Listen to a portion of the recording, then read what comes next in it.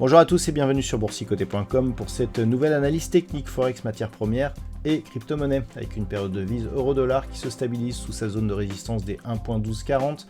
Ça fait une semaine qu'on ne fait quasiment plus rien sur cette paire de devises. On est sur une dynamique légèrement baissière qui teste ici une zone de résistance donc des 1.1240. Depuis le contact ici sur cette bande de Bollinger et cette zone des 1.1090, il y a tout de même une petite dynamique baissière qui est en train de se développer. La rupture ici de cette zone nous donnerait un objectif de poursuite en direction des 1.0920. On aurait une invalidation de ce mouvement sur rupture de cette zone intermédiaire de résistance qui se situe à 1.1385. Sur la paire de devises, livre sterling contre dollar américain, nous sommes toujours ici dans cette petite phase de consolidation. On reste ici au-dessus de la moyenne mobile 20 exponentielle, donc c'est assez neutre ce que nous avons actuellement.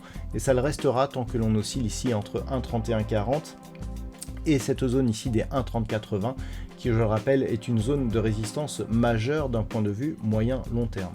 Donc le fond de tendance reste plutôt orienté à la hausse malgré ce contact ici sur la bande de Bollinger inférieure. Il faudrait casser ici cette zone des 1.3140 qui était précédemment résistance ici lors de cette précédente phase d'évolution pour avoir une dynamique un peu plus baissière sur le court terme. Donc pour l'instant ça reste plutôt haussier avec une dynamique ici qui s'est totalement éteinte et donc totalement neutralisée d'un point de vue un peu plus court terme. Le prochain signal de hausse interviendrait donc sur une rupture de la zone des 1.3420. Sur l'or, nous sommes toujours dans une phase de consolidation avec un autre contact ici sur la zone des 3166 $ l'once. Cette zone qui était précédemment résistance agit toujours comme support. D'un point de vue court terme, on est plutôt ici sur une phase de retournement de tendance puisque nous avons désormais une succession de points bas et qui est baissière avec une succession de points hauts qui l'est aussi. Donc tant que nous n'aurons pas cassé ici cette zone de points hauts à 3444 $ l'once, on sera dans une tendance qui sera plutôt négative.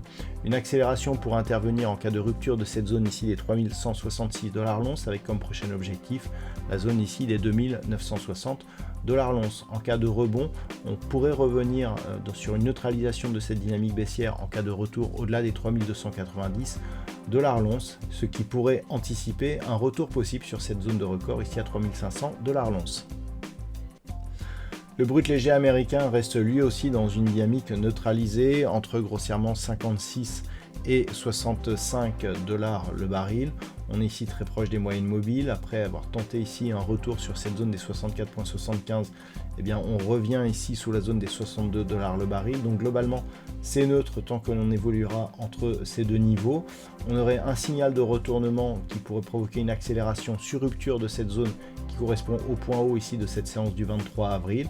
On aura un signal de continuité baissière en cas de rupture ici de la zone des 56,40 $ le baril et donc c'est bien entendu neutre entre ces deux niveaux.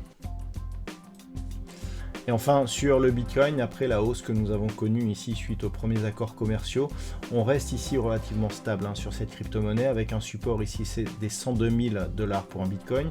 C'est une zone qui était précédemment identifiée, qui avait déjà été résistance et support. Donc techniquement on reste ici sur cette zone qui nous donne un biais plutôt positif puisqu'en absence de dynamique, on voit ici que la crypto-monnaie reste sur un niveau relativement élevé. Il faudrait une rupture ici de cette zone des 107 000 $ pour un Bitcoin pour relancer la dynamique avec éventuellement le rafraîchissement de ce record ici qui date du 20 janvier qui pourrait permettre un dépassement de la zone des 110 000 $ pour un Bitcoin.